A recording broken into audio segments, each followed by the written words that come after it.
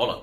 Les reaccions airades, nervioses i acusatòries que ha suscitat el vídeo de Santiago Espot des del barri del Raval de Barcelona, per part de l'esquerra catalana anomenada independentista, sectors d'Esquerra Republicana o de la CUP, demostra clarament, il·lustra molt clarament quin és el projecte real d'aquests partits, d'aquests grups.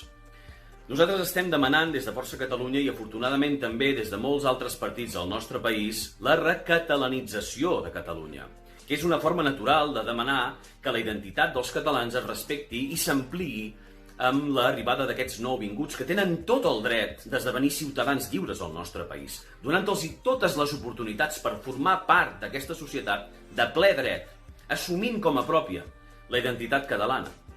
Estem veient que aquests partits d'Esquerra, Esquerra Republicana o la CUP, tenen un projecte absolutament contrari, que és la descatalanització, no només del Raval o de Barcelona, sinó del conjunt del país i dels països catalans.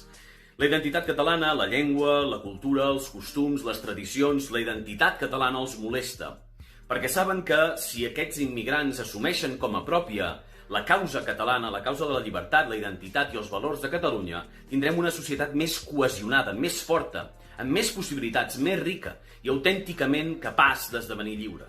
I el seu projecte sempre és la submissió a l'estat espanyol. La descatalanització és el seu projecte real. Per això els posa tan nerviosos que cada vegada hi hagi més gent que demani la catalanització de Catalunya. La Catalunya catalana inclogui aquest sector immens dels immigrants que han vingut a casa nostra i que hem d'integrar perquè puguin ser ciutadans lliures del nostre país.